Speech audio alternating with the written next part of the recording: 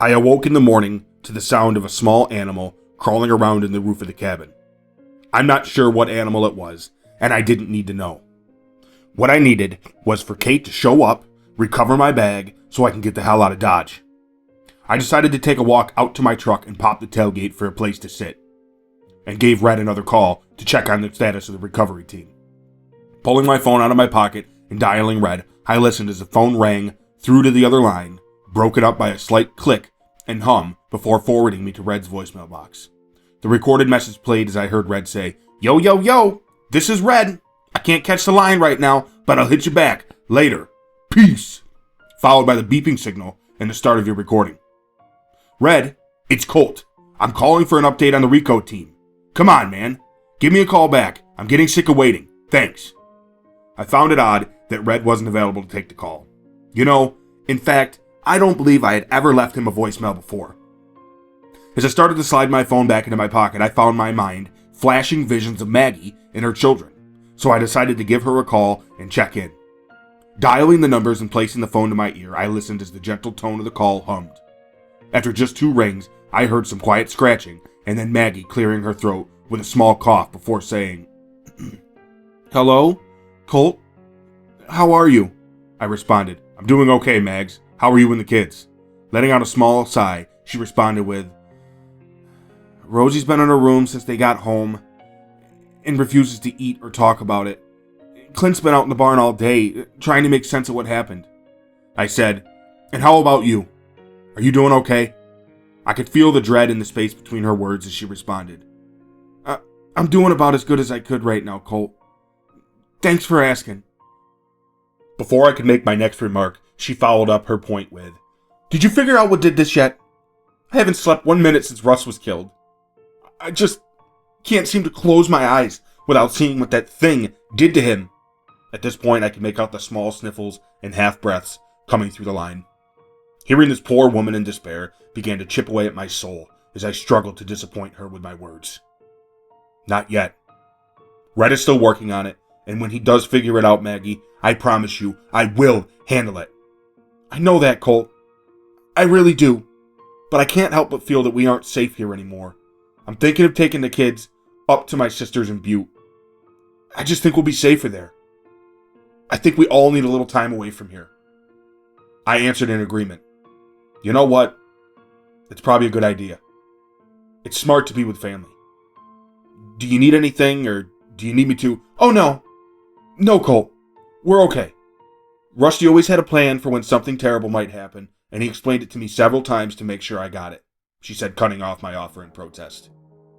Now, Rusty was always the master of planning. In fact, it was his ability to plan that allowed him to become so proficient in his craft. You see, he would always spend hours researching an area and preparing all aspects of a hunt before he even came close to the interaction with the cryptids. It was amazing to see his preparation fall into work as he hunted. He would go as far as casing out an area a cryptid was thought to inhabit and planning all the potential paths of attack and escape. He was extremely crafty and had a nose for setting traps. This helped him minimize the actual face-to-face interactions with those that he hunted. It was truly a work of art. Getting to learn from Rusty was absolutely the reason that I am still alive to this day. In fact, Rusty had literally saved my life a few times. I'll tell you about one of those times now. One bitter cold winter day, Rusty and I had been working together to try and hunt down a rogue grizzly that had murdered and mutilated a small family in Yellowstone. The family had been enjoying the day in the park, watching as the herds of bison and mule deer roamed the white tundra. While they had been pulled over on the shoulder of the road, the massive bear attacked, ripping the doors from the vehicle and mauling the poor family. Rusty and I had already been in transit to the park, having received information from Ted Redwich about multiple disappearances and brutal mutilations having happened in the park. All of the events bore a striking similarity, in which the attacking beast removed one person from the grisly scene. The seemingly rabid monster almost exclusively attacked small families with little children accompanying parents during a hike or a drive through the park. In total, there had been 15 people left mangled in pools of blood, torn clothing, and ripped flesh. Among the 15, who had their lives brutally ripped from them were 5 children, and there were 6 more children missing, including 3 dead, heavily armed park rangers.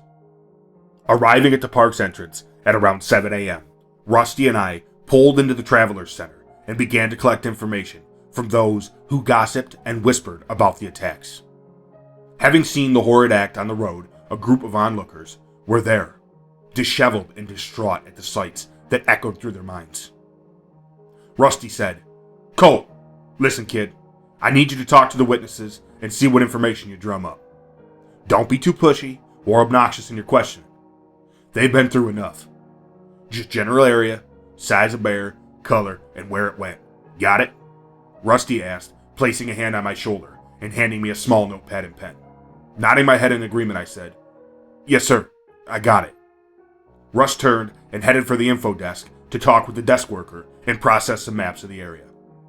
I walked over to the closest group of witnesses who were there, huddled around 2 small benches and a large park map on the wall.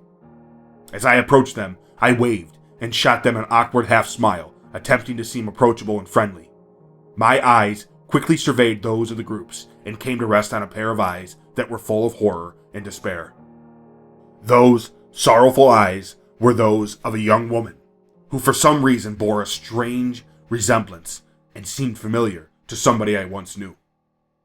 She was dressed in dark black sweats and a pink designer cold weather jacket. Atop her head of slightly disheveled, light blonde hair, she wore a black and bejeweled beanie that came to a point with a frilly ball.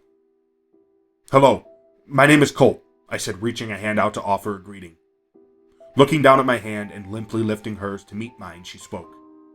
"Hello, I'm Lily." The words sparked a small fire in the back of my brain as it reminded me of a long-time childhood friend. "Lily? You didn't grow up in Creed, did you?" I asked in question, slightly turning my head to better hear her response amongst the low but loud murmur of the crowd around. No, I grew up in Chicago." "Why's that?" she asked in return. Still amazed at the striking resemblance, I responded, You just look familiar to somebody that I once knew. Sorry about that." Returning a slight nod of understanding, she remained in silence, looking around, seemingly slightly uninterested in this conversation. "Were you there when it happened today?" I croaked out through the awkward silence that seemed to last too long. "Yes. I was a few cars behind when it came out of the ditch and... A small tear began its descending path towards the floor. Wiping the tears with her sleeve, she continued, "Sorry. It was just horrible. I don't really know how to put it into words." The words slipped between her now quivering lips. "Hey, don't apologize," I said softly. "I can only imagine what you're going through." I felt hollow as I spoke the words, as I did in fact know. I knew far worse truths than this. But I fought back those thoughts and said, "Look, I'm only asking because I'm a journalist, and I need to cover the terrible things that happened here, and try to warn people," lifting the small notepad to further reinforce this notion. Looking at the notepad, she nodded and began with, "First of all, that bear looked like a monster. I mean, I've seen bears before, but this thing has to be 15 feet tall, and its eyes were bright red. It was like it was possessed by something." Staring now blankly at the wall behind me, as if her mind was transported to a different time. "I swear, that thing was full of more evil than I ever imagined was possible." Sniffling and wiping tears away, as she seemed to shudder at her own words. "It attacked that car so fast that my husband missed half the attack because he was snapping pictures of the deer in the field." "There were 4 people in the car?" I asked, seeking reassurance. "Yeah, I think so. It looked like a family with 2... She seemed to fall apart at the presence of the next thought in her brain. Shaking her head in disbelief, she uttered, "Children." "Did you happen to see which way the bear went when it left?" I asked. "It took the little girl and disappeared over the hill towards the mountain. The way it seemed to, float up the hill so fast was scary." Not wanting to stress this poor girl out anymore, I offered her a bleak half smile and said, "Thank you very much for your story. I promise you, it will be helpful in keeping others safe." "Thanks," she said shakily, before wiping her tears once more and returning to the bench seat. Turning to find Russ, I noticed he was inquisitively asking the desk workers for information. As I allowed my eyes to wander, I found light come flooding through the moving entry door of the center as 2 park rangers entered. Kicking the sides of their boots to remove clung-on snow and water, the pair split. One walked through the center and into a room at the far end with a sign that stated, "Employee entrance, no unauthorized entry." The other walked to a vending machine in the corner and began pondering his choices. Walking over to him in an attempt to get some better information, I reached my hand out yet again as a welcome. "Hello, sir. I'm Colt. I'm a journalist trying to get info on what happened this morning," allowing my tone to intentionally fall into a soft, questioning manner. "Gonna have to ask the cops, man. I'm not supposed to talk about it," he replied in a deep, gruff tone. "Sir, I really need to get info for the people wondering what's going on here." I seemed to push a line with my response. "Listen, kid, I can't talk about it. Got it?" His words snapped back at my pushing tone. "Park ranger refuses to speak with the public regarding gruesome murders in park. How does that sound to you as a headline in the Daily?" I returned in a bitter, quick tone. "All right, you little shit. My God, you news people are a big pain in my ass, you know that?" he responded, finally turning to face me. "What do you want to know?" he asked, annoyed. "What happened here today? And what's been happening all winter here?" I returned. "Goddamn bear. Rogue grizzly's taking a liking to human meat. Fucking thing's been plucking off visitors all winter," returning to the machine to make his decision and punching the button on his selection. "Bears hibernate, don't they?" I asked, already knowing the answer. "Well, no shit, Sherlock. But apparently not this one." Reaching in and retrieving his loot from the machine, he turned once again to face me. "Well, why hasn't this thing been put down or the park closed?" I asked. "You think we haven't tried? We lost 3 fucking good people to this thing." Shaking his head and opening his bag of cheese doodles, he began to eat. "Okay, so why is the park still open then?" I returned. Letting out a slight chuckle, he responded, "You think the governor is gonna lock this place down? It's a damn park. You know, like a public place that people enter by their own choice.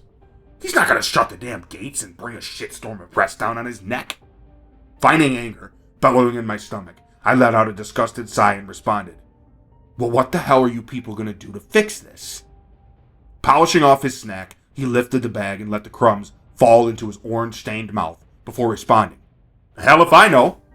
We tracked the damn thing to a chunk of the park, but the hounds always seem to lose its scent and get confused. They lose it up near the cabins and camping area there in the mountain plains." Letting out a large burp into the warm air between our faces and wiping his stained hands on his uniform, he nodded and said, "All right, that's it. I gotta go. Can't get nothing done standing here talking with you." Brushing past me in an intentional motion, he made his way over to the same door the other ranger had entered and disappeared behind it.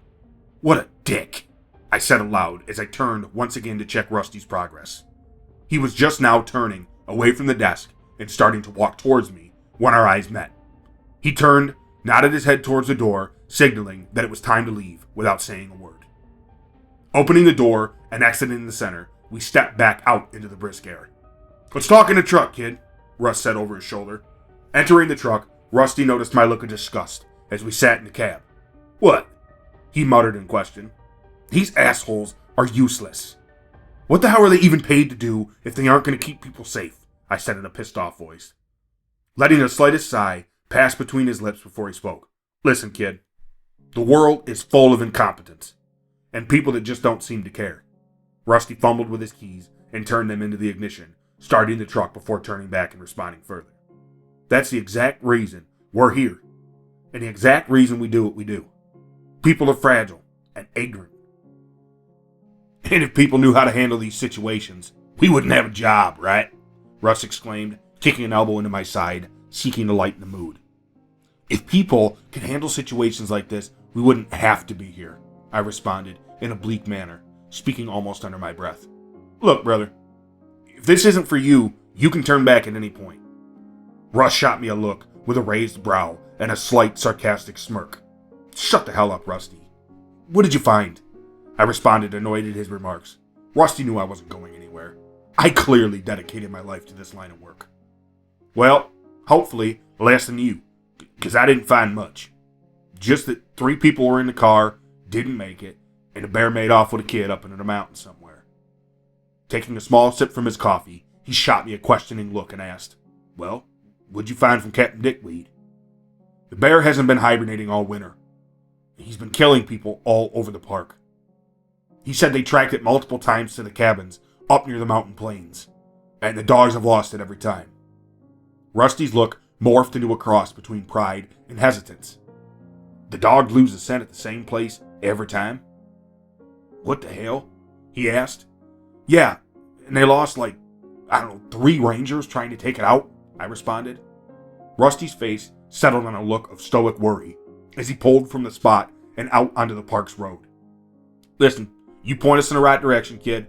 We'll handle this shit like we always do." Traversing the large park through the maps in his truck, we weaved through park rest areas and empty playgrounds before coming to a split in the road. Deciding to go left at the split, we happened upon the horrible scene from this morning. The vehicle in question sat unmoving on the side of the frozen road, resting in front of a large open field with a small frozen pond and what seemed like miles of frozen ground.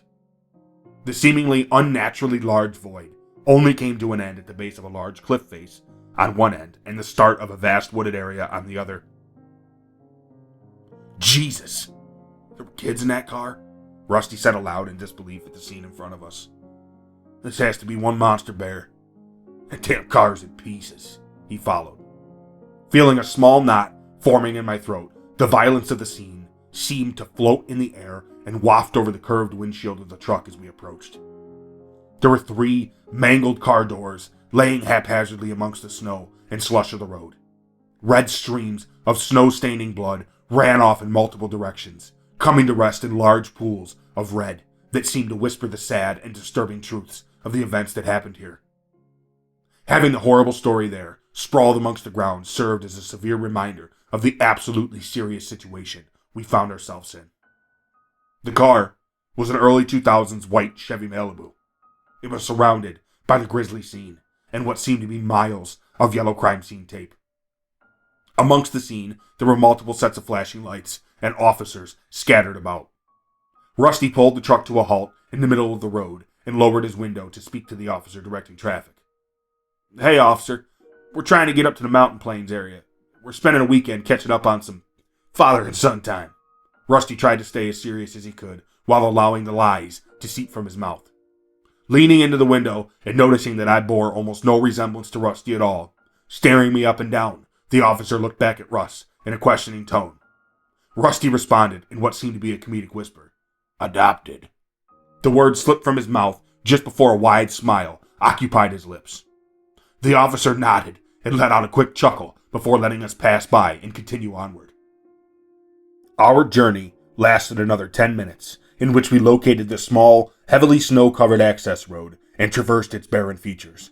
Finally, coming over a large hill and reaching the top of the road, we found ourselves just outside of the aforementioned area. Rusty slid the truck into a spot on the shoulder of the access road as I swung the door open and closed it behind me, high-stepping my way through the snow towards the bloody trail. Rusty had stopped to retrieve the 2 rifle cases that were tucked behind his bench seat. I stopped and knelt down to investigate the tracks further. Placing my hand within the print, I found the large footprint of the beast dwarfed my hand. "This foot is at least 4 times the size of my hand. This fucker's huge," I shouted over to Rusty, who had since waded his way through the snow towards the back of his pickup and lowered the tailgate, setting the cases on the gate and unlocking them. "Colt, come get your gun," Rusty grunted as he worked to load his. Rusty had brought his favorite girl to the fight, his Remington Model 700, and boy, was she the belle of the ball. Chambered in .308, that old girl packed a punch. Rusty was very proficient with his rifle, and he treated it like it was his best friend in life. That rifle had most likely racked up more lethal shots than any other weapon in the business.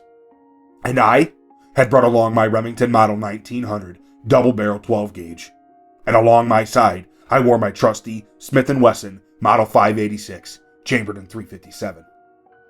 After loading our guns and closing our cases, we closed the tailgate and returned to the trail of prints. The bright red marker of the poor child's blood served as a morbidly helpful tool in following the trail at distance.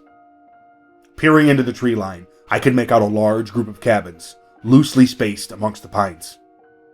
Following the trail, we noticed that beyond the camping area lay a large field cut off by the dark presence of a very thick patch of forest. Once we reached the first corner of the closest cabin, the tracks seemed to suddenly stop, disappearing from existence right before our very eyes. Russ and I seemed to simultaneously make the same observation as we both shot looks of confusion towards one another. "Well, I'll be damned.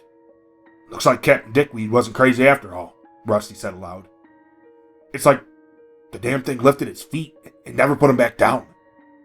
"Where's the blood?" I returned in question. "You got me. Got no damn clue, kid. I mean, I've seen my fair share of incredible acts, but 1,000-pound grizzly floating across the snow like Jesus himself? Can't say I had that one on my bingo card, but I'll be sure to add it," Rusty responded in a tone that suggested slight worry and heavy confusion. "Well, what do we do now?" I asked. "Listen, I think the best thing would be for you to search through these cabins, see if maybe by the grace of God the kid made it away and is hiding out. I'm going to take a little stroll over that hill over there and try to get a good vantage point and look down into the forest," responded Rusty, attempting to seem confident in his plans. Letting a loud huff out in the bitter winter air, along with a large cloud of breath, I responded with, "You really think the best idea here is to split up? With a magical floating man-eater lurking somewhere?" Shooting him a look of question, I awaited his response, which seemed to take minutes as the plan passed through his brain in contemplation. "You know what? Yeah, I do think so. We can't run the risk of missing that little girl if by any chance she's still alive," Rusty once again said, allowing confidence to ring through in his frozen breath. "I'll be just a few hundred yards away, within shouting distance. We can still see each other." Sending a half-hearted nod in return to his words was enough to send Rusty on his way to his scouting spot. I began searching by walking to the furthest cabin away from where the trail last was. Giving the wooden door latch a firm twist, I found the door unlocked. Walking inside the first of the surprisingly large buildings, I found nothing more than the stale, icy air contained within its walls and a few piles of raccoon shit. Turning and walking back outside, I headed towards the next building, only pausing to peer in the direction of the departing Rusty in the field. Reaching the second of 4 cabins, I was able to again twist the handle and enter. Within this cabin, I found a wood stove with a small stack of firewood laying on the floor next to it, and 2 other rooms that connected to the main area. Walking and peering through the small room on the right, I found it empty of life, but full of furniture. In the other room, I found 2 pair of sturdily made wooden bunk beds and a few footlockers, but no signs of the child. I began to leave the room when the thought to check the lockers ran through my mind. Turning back and reassuring my racing brain that they were only in possession of some mouse shit and acorns from a mischievous squirrel, I made my exit from the structure. The freezing cold was now cutting at everything that lay below my knees. It began to fester in the back of my mind, informing me that my lower body was most likely entering the first stages of frostbite. I flicked my toes within the frozen and snow-filled boots to test how much feeling I had left, but only found what felt like a block of fuzzy-feeling frozen nerves. Peering once again in the direction of Russ, I noticed that he was now affixed upon the top of the hill, resting his rifle atop a rock and scouting the white forest with the assistance of a scope. "If I'm freezing, I know that old boy's got to be frozen through," I said in a light murmur. Checking the third cabin in the group, I yet again found there were no inhabitants and no signs of anything significant. Turning my back now to Rusty's position and returning to the first cabin near where the tracks were, I stepped onto its icy wooden steps just outside the door and reached for the handle. Ignorantly, however, I decided now would be a good time to try and kick the snow off of my frozen feet in an attempt to find some form of remedy to the now unbearable pain the freezing snow was inflicting. Stomping firmly and driving the heel of my boot into the wooden step, I heard a large crash from behind the wooden door. Shocked at the event, I could feel my heart rate begin to rise and felt a wash of unnerving warmth flow across my body. Leaning in closer to the door and tilting my head to listen for another sound from within, I once again heard a noise echo through the cabin. This time, the noise seemed to be coming from a deeper part of the structure and was slightly muted. I set my shotgun to the side of the door and pulled out my revolver, feeling as though it was a better choice for close quarters altercations. Turning towards Rusty before opening the door, I noticed that he had turned his sights in my direction and appeared to be pointing right at me. Quickly, washed with question, I began to open my mouth and shout to Rusty. "What the hell are you?" Cut off by the frantic screams of Rusty. "Cole! He's on the damn roof! Look out!" He screamed as I turned quickly and returned my gaze to the cabin, finding the edge of the roof just as a very large flash of dark brown and bright red seemed to close off the light of the surrounding area. A tremendously loud crack could be heard from the direction of Rusty as he pierced through the creature's stomach with a round of .308. The unexpected noise sent a bolt of lightning through my ears and up my spine. I felt as though the instant the large mass of frenzied death enveloped me, I was going to die. The unbelievable weight of the monstrous bear seemed to make my bones reverberate and fight to urge to snap as it bore down on me. Having been knocked away from the cabin and onto my back into the freezing deep snow, I somehow managed to find the time to notice I didn't feel cold in its embrace. No, I felt warm. Just as I made this realization, my eye sockets filled with viscous, warm fluid. Struggling to maintain eyesight, I tried to wipe away the fluid, but failed as I attempted to raise my left arm, noticing it did not respond to my mind's request. Looking over and seeing my mangled extremity as it lay attached to my shoulder was a shock to the system. But the shock of the image paled in comparison to the sights that lay ahead of me. Through glued eyes, I noticed the never-ending figure as it charged and began mauling my body. I could simultaneously feel jagged claws tearing away at my legs and rows of sharp teeth digging into my frozen boots, crushing the steel-toed insert into my toes. Rusty let out another shot from his hilltop sniper's rifle nest, but only managed to wing the bear's back due to the obstruction of the cabins. The shot, while futile in killing the beast, did serve to put a short halt to the bear's mauling of me, causing the bear to turn and investigate the direction of the shots. I found the willpower to attempt to crawl through the deep snow, leaving large globs of flesh and blood in my path. I reached my feet, hearing as the broken bones in my left arm cracked and shifted beneath my skin, failing to help my right arm in its bearing a weight.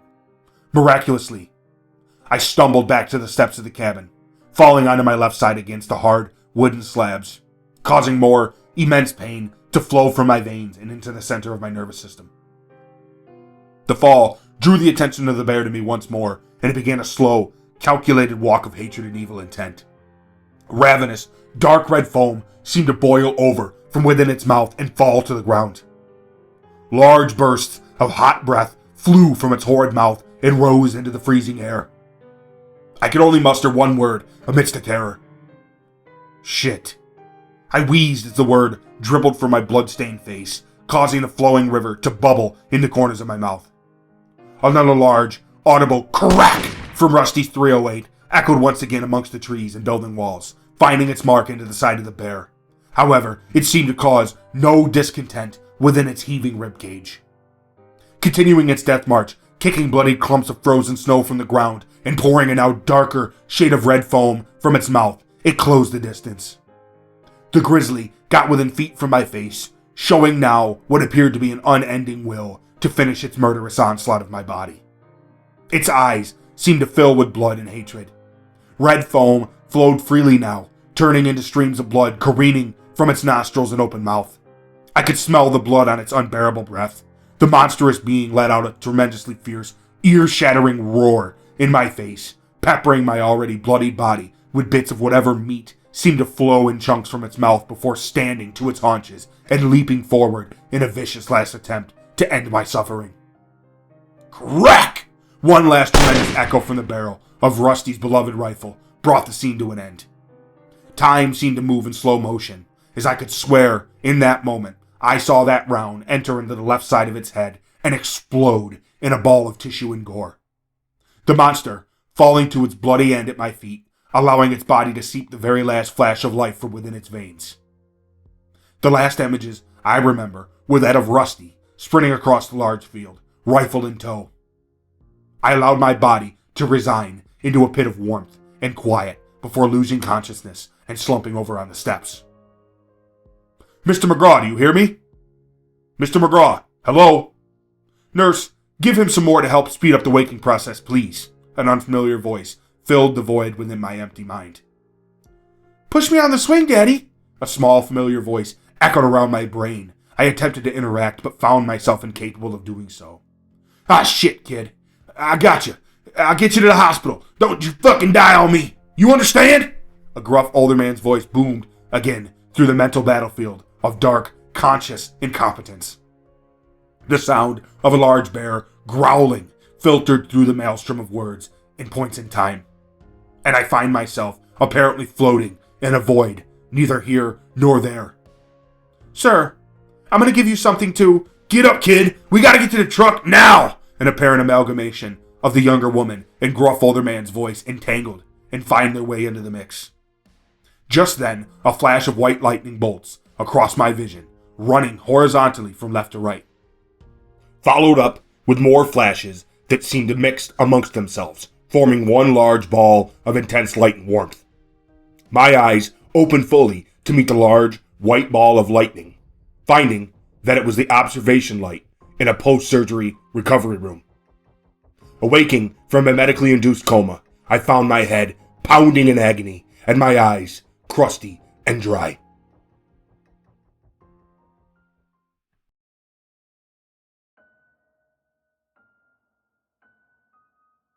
Hello, everyone.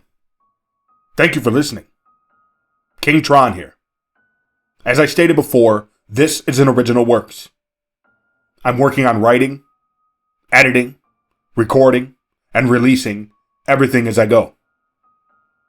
I promise you part 5 will be out within a week. I hope you're enjoying the story. Please, like, share, and comment. Give me ideas, tips, and tricks on how I can make your experience better. I promise my editing will get better as I continue to build up some experience in doing so. I'll catch you guys in the next one. And as always, have a killer day.